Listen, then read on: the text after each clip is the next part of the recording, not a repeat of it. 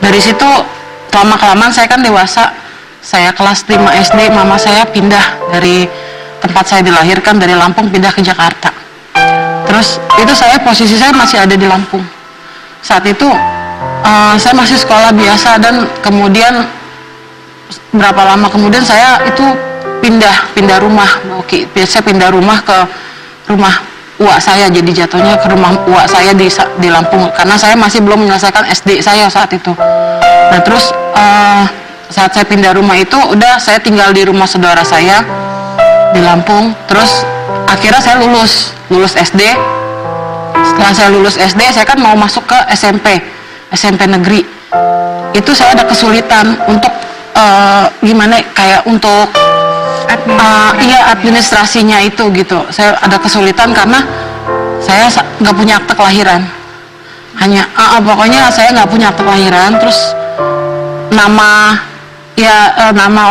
ayah saya itu jadi ada rancunya karena saya pokoknya intinya itu saya tuh nggak punya akte kelahiran untuk masuk SMP itu gitu. Jadi uak saya yang sakit-sakitan nganterin saya ke sana kemari ngurusin gimana saya harus bisa sekolah. Saat itu mama saya nggak ada sama saya, itu mama saya ada di Jakarta saat itu. Mohon maaf, kenapa ibu pindah ke Jakarta, Mbak? Alasannya? Saya kurang tahu alasannya pastinya, cuman karena saat itu bilangnya mau ikut saudara, ikut kakaknya mama juga yang ada di Jakarta. Sehingga Anda sebagai putri satu-satunya dititip sama uak tetap di Lampung ya? Karena nenek sama kakek saya udah meninggal. Ya, kemudian saya itu saat kelas 1 SMP itu, karena saya juga akhirnya diajak sama mama ke Jakarta, jadi saya pindah sekolah ke Jakarta. Saya sekolah di sini, saya ikut lagi uak saya yang lain. Sampai sekarang pun saya masih berhubungan sama uak itu, maksudnya masih jadi kayak orang tua saya sendiri gitu. Terus saat itu ya mama saya udah punya adik kecil, Sudah menikah lagi ketika di Jakarta? Saya katanya sih seperti itu, sudah menikah lagi. Teman saya memang belum tahu gitu. Cuman ya karena memang sudah punya adik ya sudah ya, karena saya ya itu dia nggak bersalah gitu kan istilahnya.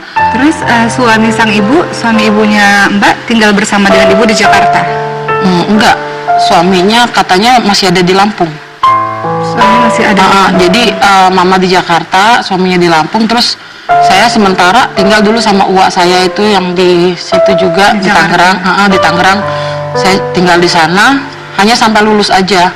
Saya sampai lulus SMP, akhirnya belum sampai lulus mama udah pindah lagi ke Lampung, ikut sama suami yang keduanya pindah lagi ke Lampung. Akhirnya saya SMA juga di Lampung lagi, saya pindah lagi ke Lampung. Nah terus setelah saat SMA ini saya masih belum dikasih tahu kan, karena saya taunya hanya meninggal, papa saya hanya meninggal. Ya udah, terus saya saat udah dewasa gitu, saya udah tamat SMA itu saya pindah ke Jakarta buat cari kerja. Jadi Mbak bolak-balik ke Lampung, Jakarta, Lampung, Jakarta? Iya, saya bolak-balik Jakarta, saya cari kerja. Akhirnya saya bekerja di tempat yang satu, terus pindah lagi ke tempat yang satu. Dan gitu saya ketemu sama suami saya yang sekarang.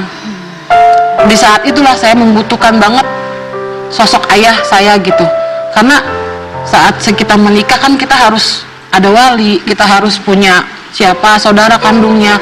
Selama ini ketika Mbak masih kecil sampai remaja sebelum menikah diberitahukan nama sang bapak kan? Namanya iya, saat saya dirapot dikasih tahu namanya ada namanya. Tapi pas saat menikah beda namanya sama ada yang ada di rapot saya. Namanya beda. Kenapa namanya bisa berbeda antara nama yang di rapot yang selama ini Mbak kenal, kemudian dengan nama wali berbeda?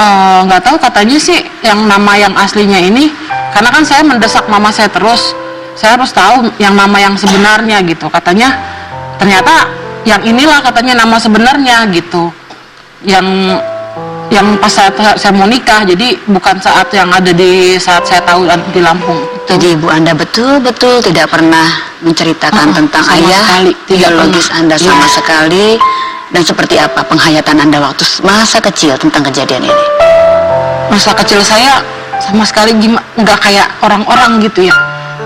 Saya nggak kenal, saya nggak tahu, saya pengen nggak merasakan sama sekali gitu kasih sayang ayah saya itu seperti apa sama saya.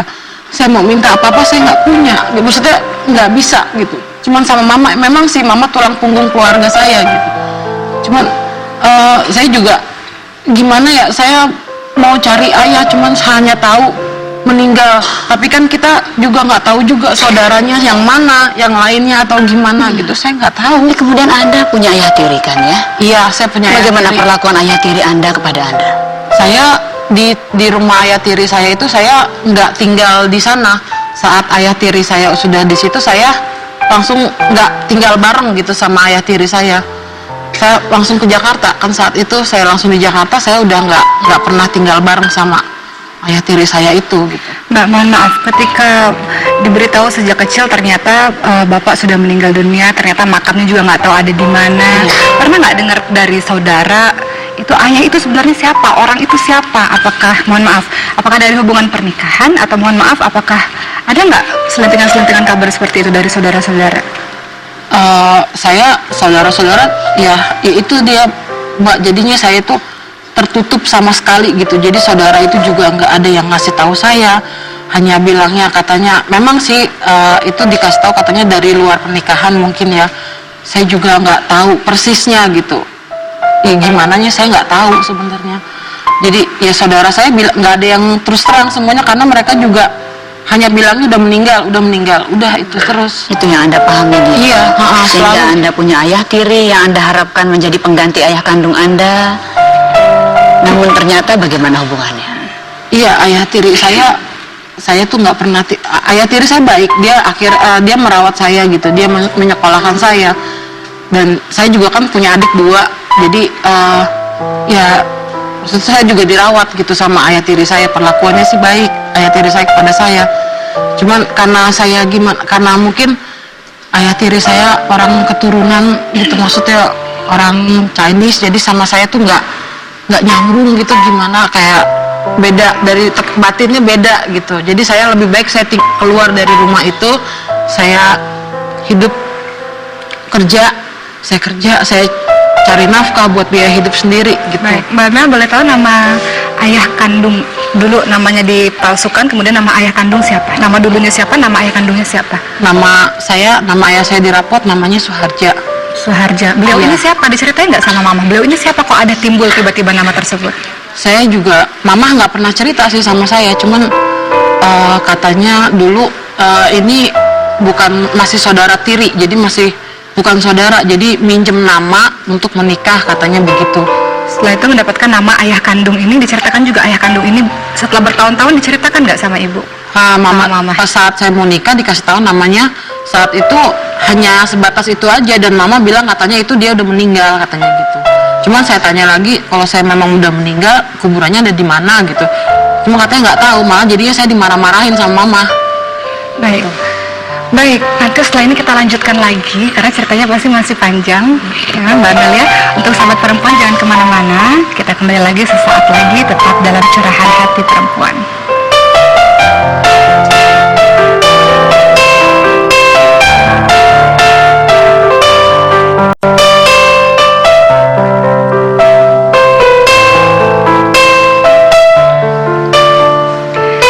Masih bersama kami dalam Curahan Hati Perempuan, masih dengan cerita Mbak Amel. Sejak kecil tidak tahu menau soal ayah kandungnya siapa. Terdengar kabar dari beberapa saudara, ternyata Mbak Amel adalah anak yang didapat dari hasil hubungan yang tidak menikah. Jadi hubungan di luar nikah. Singkat cerita, Mbak Amel di usia masih kelas 6 SD, ibunya pergi menuju ke Jakarta. Mbak Amel masih di Lampung dan dititipkan di rumah saudaranya. Kemudian ternyata ada cerita yang terlupa bahwa ternyata ada percobaan pelecehan seksual yang dilakukan oleh saudaranya Bu Amel, mengakibatkan Bu Amel harus menyusul sang ibu menuju ke Jakarta. Sampai di Jakarta ternyata sang ibu sudah memiliki adik lagi. Kemudian cerita dilanjutkan, pulang pergi ke Jakarta, Lampung, Jakarta, Lampung. Kemudian tadi sampailah menikah. Mau menikah, nama walinya itu berbeda. Nama ayah yang selama ini dikenal ternyata berbeda ketika menjadi wali. Kenapa itu bisa terjadi seperti itu? Tapi sebelumnya tadi ada percobaan pelecehan seksual. Betul begitu? Betul. Gimana ceritanya mengakibatkan Mbak Amel pada akhirnya harus nyusul ibu ke Jakarta, nyusul mama ke Jakarta? Saya itu gimana ya, saya di situ tinggal bareng-bareng sama saudara. Terus saya udah nganggap saudara saya itu seperti bapak saya gitu, karena saya kan nggak kenal ya. Terus saat saya itu ternyata saya mungkin ada perbuatan tidak menyenangkan ke saya gitu, mencoba Percobaan. ya begitu. Langsung saya ngelak. Saat itu juga saya bilang sama mama, "Mah, Adit nggak mau di sini. Saya mau pindah ikut," dia bilang gitu. Akhirnya mama jemput saya ke Jakarta. Itu kenangan yang sampai sekarang pun masih jadi luka gitu di hati saya gitu, karena selama ini saya nggak pernah, tiba-tiba kok ada percobaan seperti itu gitu, percobaan pelecehan itu yang saya pun jadi agak trauma gitu. Sampai akhirnya saya ke Jakarta ya begitu.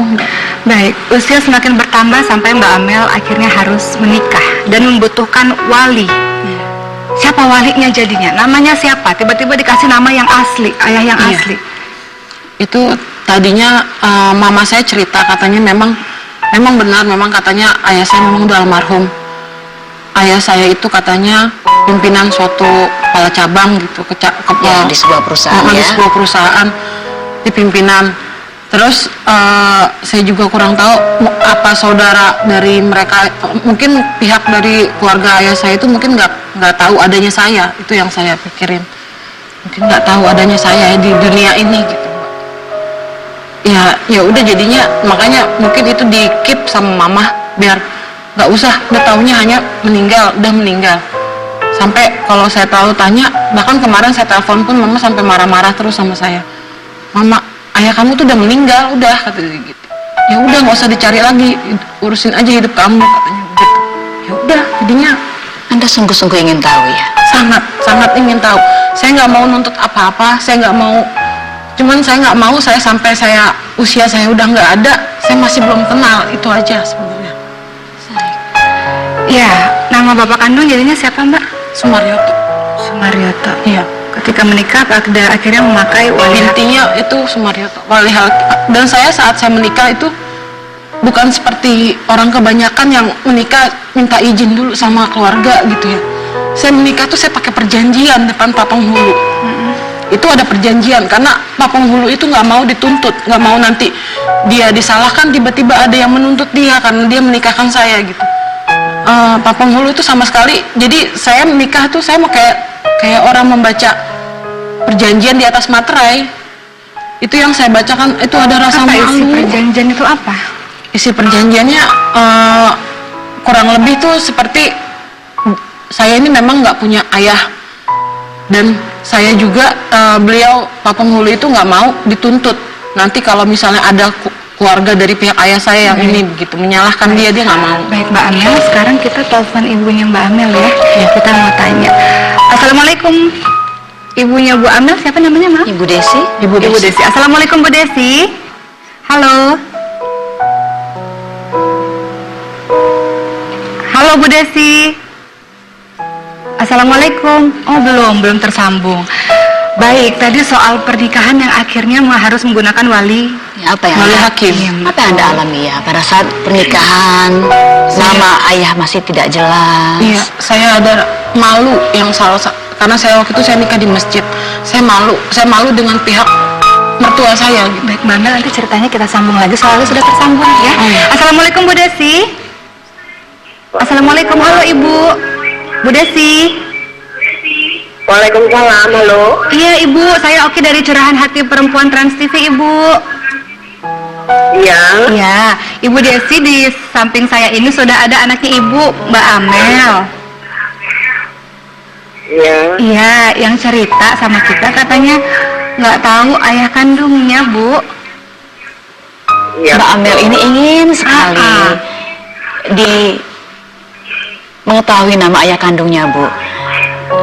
Seandainya Ibu selama ini memang tidak pernah memberitahu, ada alasan tertentu, Bu?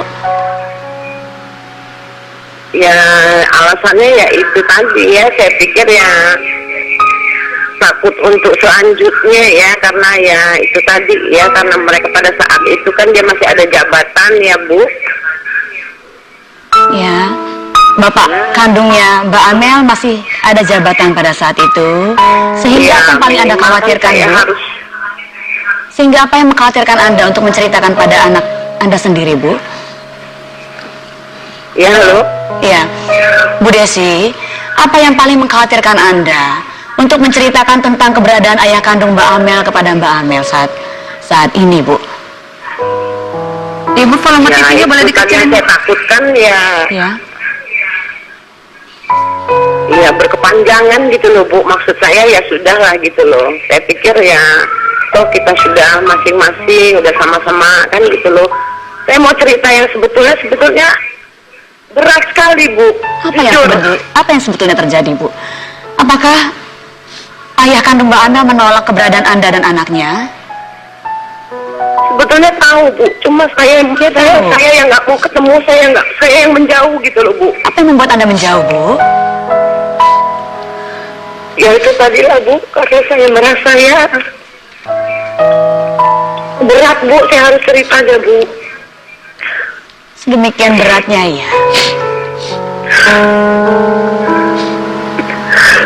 Sebetulnya saya juga sedih, Bu. Tapi mau diapain gitu loh, Bu.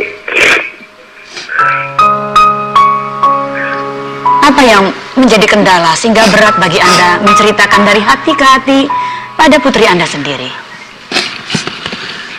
Ya karena Amel ini kan orangnya keras, Bu. Ini dia mau dia gitu loh, Bu. Yang Anda khawatirkan Saya apa, Bu? juga bukannya nggak mau cerita, Bu, sebetulnya. Ya saya pikir ya sudahlah ya, saya tutup rapat-rapat masa lalu saya gitu loh, Bu. Baik, Bu Desi, ini Mbak Amel mau ngomong sama Ibu ya, Bu. Silakan Mbak Amel. Ma, Adit minta maaf, Ma. Iya, Nak. Adit tuh nggak ada maksud untuk bikin malu atau gimana. Cuman Adit berhak tahu, Ma. Mami selama ini nggak pernah mau ngomong sama Adit. Adit tanya baik-baik, Mama marah-marah. Adit nggak mau nuntut apa-apa, sama sekali enggak. Cuma pengen tahu apa Adit tuh punya keluarga, apa saya ini punya keluarga lain seperti orang banyak.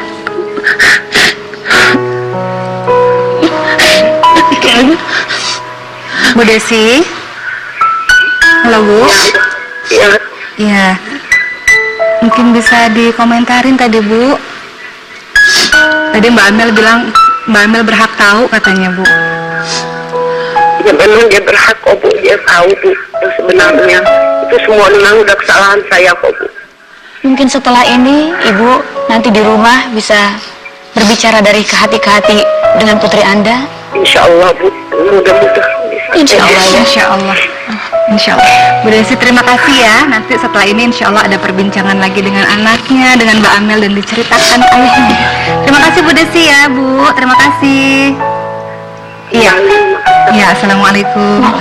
Barakatuh. Alhamdulillah tadi udah ada titik terang tuh, mudah-mudahan ya. Mudah-mudahan. Mbak Vera, kita komentar dulu nih dari Iya. sisi psikologisnya gimana? Karena begini ya, mengapa tadi saya selalu setuju ya untuk berpihak kepada anak.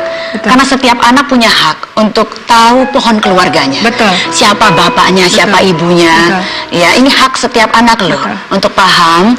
Namun saya juga paham apa yang dialami oleh ibu Anda. Mbak Amel begini ya. Sudah bertahun-tahun Anda menuntut ini seolah-olah ini akhirnya menjadi noda dalam kehidupan perjalanan Anda, seorang Amel gitu. Ada kalanya kita mesti merelakan dan memaafkan. Karena saya khawatir apa yang dialami oleh Bu Desi barusan adalah berusaha, kalau secara psikologis kami menyebutnya motivation forgetting. Ada kalanya kita sungguh-sungguh ingin melupakan segala sesuatu dengan cara tidak membahas, tidak menyebutkan namanya, tidak mau diungkit-ungkit karena terlalu dalam penderitaan dan kesedihan untuk dikenang. Betul. Itu maksudnya. Namun Bu Desi tadi ya, motivation forgetting boleh, namun ada kalanya Anda butuh memaafkan diri Anda sendiri. Curhatlah dengan putri satu-satunya Anda. Beliau sudah dewasa, beliau sudah siap menerima apapun kenyataan dan apapun yang pernah Anda alami dulu, tentu dengan lapang dada ya, Iya. dengan perasaan yang netral. Iya. Demikian Mbak Oki. Betul, senada dengan Mbak Vera bahwa memang Islam sangat memperhatikan nasab. harus tahu keturunannya, sehingga memang haknya Mbak Amel harus mengetahui betul siapa ayahnya, karena ini nanti akan berpengaruh terhadap, karena perempuan membutuhkan wali pernikahan. Kalau misalnya ibunya Mbak Amel menikah, ketika kita berhusnuzan berprasangka baik menikah, maka yang menjadi wali kalau ayahnya sudah meninggal ada pamannya, ada kakeknya gitu ya, karena kan bin siapa nih. Tapi kalau anak hasil di luar nikah, nasabnya bukan kepada ayahnya, Bu. Jadi Mbak Amel binti Ibu Desi tidak dinasabkan kepada ayahnya. Nanti kalau menikah itu nasabnya walinya itu dari pihak keluarga atau seperti wali hati. Jadi untuk orang-orang yang pelajaran bagi kita, ketika kita melakukan hubungan di luar nikah, ternyata dampaknya ke anak. Anak mengikuti nasab ibunya, nanti anak tanya, kok aku nggak pakai bin ayahku, kok pakai binti? Ternyata dia adalah anak hasil di luar menikah, dinasabkan pada seorang ibu. Jadi itu berkelanjutan ternyata kalau kita tidak tahu siapa ayah kita. Jadi memang harus tahu. Menyedihkan ya jadinya. Tapi insya Allah tahu ya Bu ya, karena kan ada keluarga besar dari pihak bapak kandung. Iya. Gitu. Baik, untuk sahabat perempuan jangan kemana-mana, karena setelah ini kita akan mengundang narasumber yang kedua di rumah sakit jiwa karena putus cinta. Jangan kemana-mana. Setelah ini sesaat lagi tetap dalam curahan hati perempuan.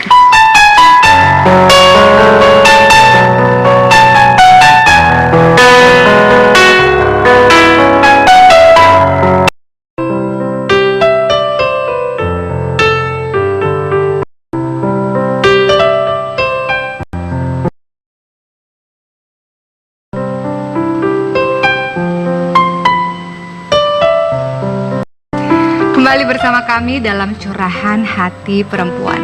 Sudah sahabat perempuan kita yang kedua, namanya Ibu Dwi, pernah berpacaran dulu ketika zaman-zaman sekolah, di sekolah pendidikan guru. Namun ternyata cintanya kandas. Entah apa yang terjadi, pada akhirnya Bu Dwi ini harus dirawat di rumah sakit jiwa. Kemudian penyakit itu sering kambuh. Kemudian bagaimana ceritanya? Kita langsung dengar saja. Bu Dwi, apa kabar? Baik. Baik, alhamdulillah. Alhamdulillah. Boleh diceritain, sehat sekarang? Sehat. Sehat. Sempat ngalamin gangguan jiwa di rumah sakit jiwa, sempat ya Bu ya? Sempat Berkali-kali dirawat di rumah sakit Grogol pertamanya. Ya. Kita dari awal ya Bu ya? Iya. Apa yang Awalnya terjadi? kenapa Ibu jatuh cintanya gimana sampai ke rumah sakit jiwa itu? Mungkin nggak bisa apa tuh, ngatasin namanya cinta pertama kali ya, baru mengenal laki-laki gitu ya. Tapi itu saya lagi sekolah, jadi antara pelajaran dan itu cowok itu gitu, mungkin saya nggak bisa ngatasin itu. Udah gitu dia tuh kayak mau niat jahat sama saya, itu cowok itu mau menghancurkan sekolah saya dulu. Jadi aku itu nggak sampai tamat, cuma sampai kelas 2, belum naik kelas 3 aku udah oleng, udah lupa. Apa yang terjadi sebelum kejadian Anda akhirnya tiba-tiba switch oleng gitu? Ya aku juga nggak ngerti tuh Mbak, tiba-tiba keinget teleng gitu. Sebelumnya apa yang Anda alami? Yang aku alami, cowok itu kayak mau menjahatin saya, seolah-olah saya itu mau diguna-guna sama dia gitu Mbak. Jadinya saya bagaimana dah, nggak bisa mikir gitu. Diguna-guna kenapa? Dia cinta banget sama Ibu, Ibu Iya. nolak. Ya Ibu itu, menolak. saya Tadi nggak itu suka. Iya nggak suka. Laki-laki satu apa dua Bu? Yang pertama, pertama itu, yang pertama dulu. Nah, Jadi Bu menolak laki-laki tersebut, kemudian indikasi kayak ada di guna-guna itu. Iya. Kemudian setelah itu saya putuskan tuh, saya nggak suka ya. Begitu, saya tuh masuk rumah sakit jiwa. Dia pernah ngajak Anda pergi? Pergi nonton doang sih. Oh iya, jadi nonton laki-laki bioskop. tersebut mendekati Anda. Udah pacaran gitu. Oh, sempat Ya, pacaran sampai bulan keberapa tiba-tiba dia ngajak nonton bioskop? Itu mah setiap malam minggu kalau nonton sih. Setiap malam minggu nonton. dia ajak Anda nonton Iya, bioskop. iya. Hingga setelah nonton bioskop, Anda kemudian dibawa pulang atau diajak Kadang-kadang- kemana lagi? Kadang-kadang dibawa pulang. Ya. Terus mungkin lama-lama dia mau merencanakan jahat gitu, niat jahat sama saya. Jadi pulang nonton tuh dia nggak pulang ke mana? Ke sekolah, ke sekolahan yang Malam-malam saat itu ya. yang- Saat itu malam-malam malam. setelah nonton bioskop. Mungkin dia mau buka sekolah itu yang apa, kelas kebuka gitu. Tapi alhamdulillah itu kelas itu semua ketutup. Jadi kan berbuat jahat dia tuh sama saya nggak jadi. Saya lari pulang, langsung Anda lari? Iya pulang, lari naik becak. Udah langsung saya tidur di kamar gitu, brak, udah. Ya itu karena dia tuh mungkin itu Mbak. Setelah Sayanya. brek Anda tidur di kamar, apa yang terjadi kemudian? Terus saya jadi nggak inget apa-apa. Nggak ingat apa-apa. Kemudian setelah itu ibu dibawa ke dokter. Iya, ke dokter jiwa Grogol. jiwa. Nah, dokter Rohan namanya. Berarti ibu dalam kondisi yang nggak sadar ya, Nggak- ibu nggak nggak tahu. sadar. Menurut cerita yang mengantarkan ibu siapa? Ibunya Ibu aku. Menurut ibunya ibu, kenapa itu? Ada perubahan apa sampai ibu dibawa ke rumah sakit jiwa? Ada perubahan, aku nggak ngomong, diem aja, ditanya diem. Terus jalannya kayak robot gitu. Robot seolah tuh, ini anak kok begini, kata ibu. Kok tahu ditanya diem, ini diem, serba diem. Terus kok kayak robot gitu, nggak inget apa-apa. Terus langsung dibawa ke dokter itu jiwa. Kata dokter apa menurut Kata ibu? dokter ini baru gejala, kata dia gejala gitu. Penyebabnya? Tapi kan, oh ya mungkin penyebabnya cowok yang pertama itu. Mungkin saya nggak bisa ngatasin masalah yang berat-berat gitu. Jadi saya itu koleng gitu, nggak inget. Iya, jadi secara medis ada penjelasan medisnya ya Bu? Ada. Baik, dirawat di Kemudian rumah setelah sakit dirawat, Dirawat di rumah sakit Grogol kan sebulan. bulan. Ibu saya kan kerja waktu itu. Terus kalau besuk itu kan kejauhan dari Kayu Manis ke Grogol kan kejauhan. cukup jauh. Jadi dipindah ke Karoles sama dokter Wan. Di Karoles itu 2 bulan lamanya. Terus sembuh. Menurut ibunya ibu selama di rumah sakit jiwa, perilaku apa yang ibu tunjukkan? Kalau di rumah sakit Grogol itu udah kayak mau parah gitu, udah hampir mau bunuh diri, mau buka baju, mau berontak gitu, sampai mau diikat gitu kan di Grogol itu. Nah kalau pindah di rumah sakit Karoles itu kan teratur, makan teratur, istirahat teratur, ada weekendnya, ada tanya jawab gitu-gitu, jadi agak mulai ingat gitu kan, sadar di rumah sakit Karoles itu.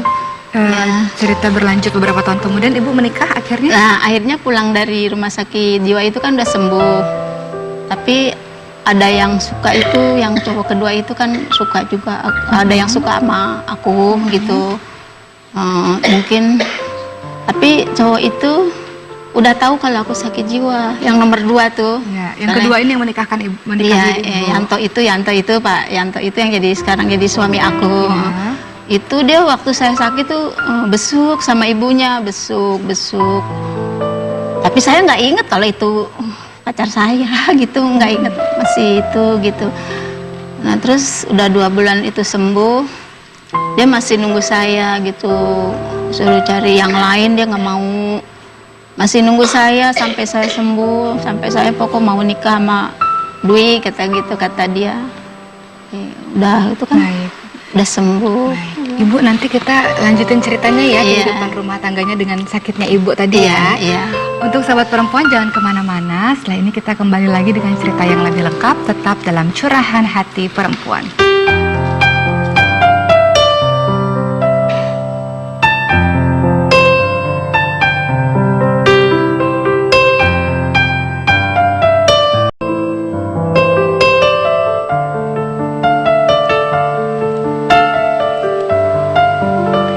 Masih bersama kami dalam Curahan Hati Perempuan dengan cerita Ibu Dwi yang bolak-balik ke rumah sakit jiwa setiap mendapatkan tekanan mental yang luar biasa, balik lagi, sembuh, balik lagi ke rumah sakit jiwa. Betul begitu Bu?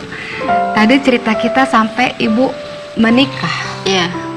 Akhirnya Ibu tentu punya anak dong Bu, hamil. Punya anak, Apa yang iya. terjadi ketika Ibu kan punya agak sedikit penyakit jiwa itu kan? Iya. Ini setelah hamil yang berat itu, hamil kan begitu berat. Apa yang terjadi Bu?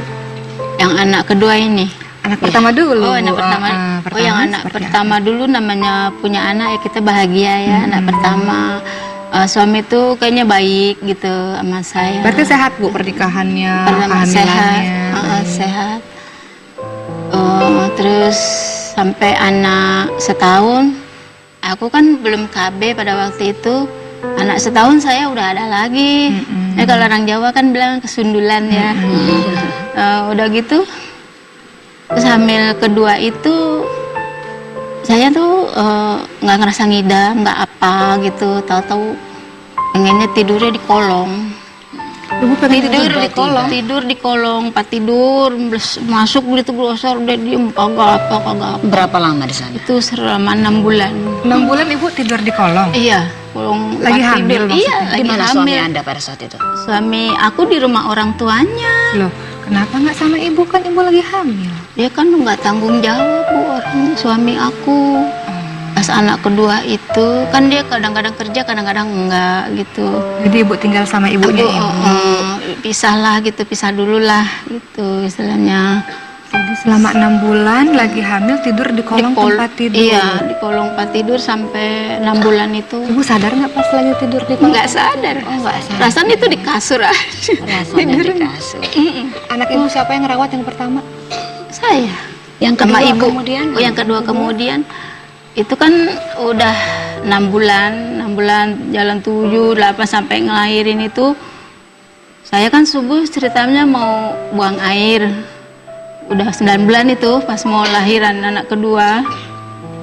Jadi belum sampai ke rumah sakit di toilet itu kaki bayi itu udah keluar duluan. Pingsan lah istilahnya ya. Baru mau dibawa ke bidan gitu. Man aku udah nggak bisa apa-apa tuh, keluar duluan tuh kaki satu. Akhirnya Dipanggil dokter. Ada di situ bukan dokter, dukun beranak untuk ada lah bisa gitu. Saya dipapa, ditaruh di tempat tidur sama bapak saya, sama ibu. Itu udah ditaruh di situ, aku udah nggak inget apa-apa. Setelah lahiran anak selamat tapi ibunya pingsan. Nggak sadar. Jadi kaki kan dimasukin dulu sama dukun itu. Jadi palanya diputer lagi tuh. Akhirnya Terus bisa keluar. saya ngeden Iya, gitu akhirnya Lahir. bisa lahir. Kemudian Anda asuh sendiri nggak Normal. anaknya? Anaknya ada sebulan dulu deh tuh di rumah saya sebulan. Di rumah saya dikasih susu formula lah, susu itu saya kan nggak bisa itu menyusui gitu. Pada saat ya. itu keadaan Anda berat, gendong anak aja nggak kuat Baik. nih badannya. lemes. Ibu anak pertama Ibu cerita meninggal dunia. Meninggal, dan anak kan kedua diadopsi tipes. oleh orang Iya, lain. anak Boleh harapan kepada anak Ibu yang kedua yang diadopsi? Ya mudah-mudahan anak saya yang diadopsi itu ingat sama ibu aslinya saya gitu. Ya dia kalau hari raya ke rumah sih setahun sekali, kan udah kerja tuh. Berarti masih ingat sama Anda? Ya, mudah-mudahan masih mengakuin saya sebagai ibu kandungnya gitu. Walaupun aku nggak merawatnya, ya mudah-mudahan aja dia selalu ingat gitu sama saya. Baik. Ibu, sebelum nanti Mbak Vera komentar, Ibu ada saudara yang lain nggak yang mengalami penyakit gangguan jiwa juga? Ponakan bapak ada juga yang ada. seperti itu. Ada. Kemudian baru Ibu yang mengalami kejadian seperti ini. Ya, Baik. Anak diadopsi sama siapa, Bu? sama Saudara juga? ponakan ibu. Sama saudara juga ya. Mbak Vera boleh komentar, Mbak? Oke, sebelum saya kasih komentar tadi satu pertanyaan saja. Jadi sejak kejadian Anda ngumpet di kolong yang Anda tidak sadar itu, Anda sukar mengasuh anak Anda sendiri sehingga diadopsi ya Bu ya? Iya. Nah ini dia Mbak Oki dampaknya ya. Betul tadi, ini yang mesti kita hati-hati. Mengapa pohon keluarga itu penting? Betul. Untuk dipahamin sehingga kita tahu betul ada gangguan-gangguan atau penyakit apa ya dari atas Betul. yang mungkin diturunkan ke bawah. Salah satunya adalah kelainan jiwa. Jadi gangguan mental istilahnya. Gangguan mental ini secara genetis diturunkan. Ya karena diturunkan ya ketika Anda punya misalnya saudara bapaknya ponakan gangguan mental. Itu sebab yang dalam ranah satu rumpun tersebut berpotensi berisiko untuk mengalami gangguan mental kalau ada pemicunya. Tekanan mental tadi. Tekanan mental tadi yang dari awal Anda alami itu adalah pada saat Anda berpacaran, kemudian diperlakukan tidak baik oleh orang tersebut sehingga Anda Pemicu awal. itu pemicu awal Mbak Betul. Oki. Mengapa? Karena gini, mentalnya manusia itu kompleks. Ketika kita dapat tekanan, ya, secara normal nih kalau orang yang normal ya, secara normal akan menekan bagian-bagian yang menyakitkan ke alam bawah sadar. Seharusnya begitu.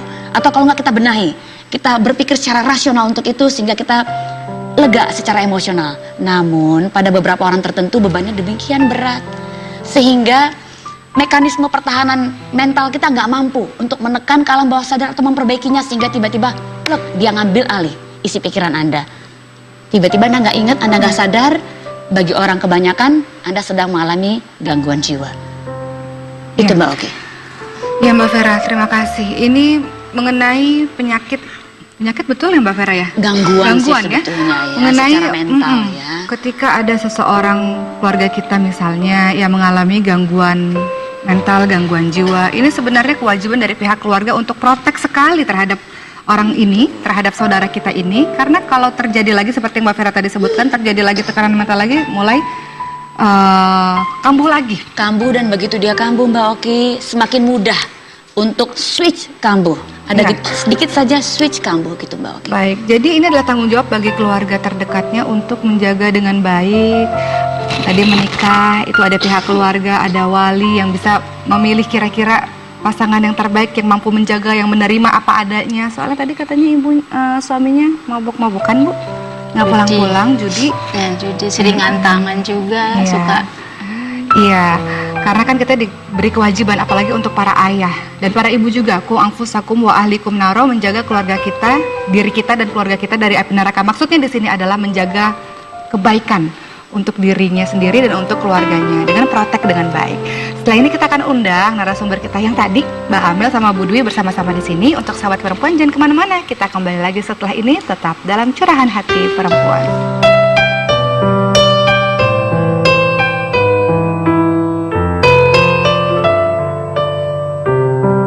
Bisa lahir. Kemudian Anda asuh sendiri nggak normal. anaknya? Anaknya ada sebulan dulu deh tuh di rumah saya, sebulan di rumah saya dikasih susu formula lah, susu itu saya kan nggak bisa itu menyusui gitu. Pada saat ya. itu keadaan Anda berat Tuh ya? gendong anak aja nggak kuat Baik. nih badannya. lemes. Ibu anak pertama ibu cerita meninggal dunia, Meninggal dan anak karena kedua diadopsi tipes. oleh Iya, orang lain. anak Boleh kedua. harapan kepada anak ibu yang kedua yang diadopsi? Ya mudah-mudahan anak saya yang diadopsi itu ingat sama ibu aslinya saya gitu. Ya apa dia kalau hari raya ke rumah sih setahun sekali, kan udah kerja tuh. Berarti masih ingat sama Anda? Ya, mudah-mudahan masih mengakuin saya sebagai ibu kandungnya gitu. Walaupun aku nggak merawatnya, ya mudah-mudahan aja dia selalu ingat gitu sama saya. Baik. Ibu, sebelum nanti Mbak Vera komentar, Ibu ada saudara yang lain nggak yang mengalami penyakit gangguan jiwa juga? Ponakan bapak ada juga yang ada, seperti itu. ada. Kemudian baru Ibu yang mengalami kejadian seperti ini. Ya Baik. Anak diadopsi sama siapa Bu? sama Saudara juga? ponakan ibu. Sama saudara juga ya. Mbak Vera boleh komentar Mbak? Oke, sebelum saya kasih komentar tadi satu pertanyaan saja. Jadi sejak kejadian Anda ngumpet di kolong yang Anda tidak sadar itu, Anda sukar mengasuh anak Anda sendiri sehingga diadopsi ya Bu ya? Iya. Nah ini dia Mbak Oki dampaknya ya. Betul tadi, ini yang mesti kita hati-hati. Mengapa pohon keluarga itu penting? Betul. Untuk dipahamin, sehingga kita tahu betul ada gangguan-gangguan atau penyakit apa ya dari atas Betul. yang mungkin diturunkan ke bawah. Salah satunya adalah kelainan jiwa. Jadi gangguan mental istilahnya. Gangguan mental ini secara genetis diturunkan.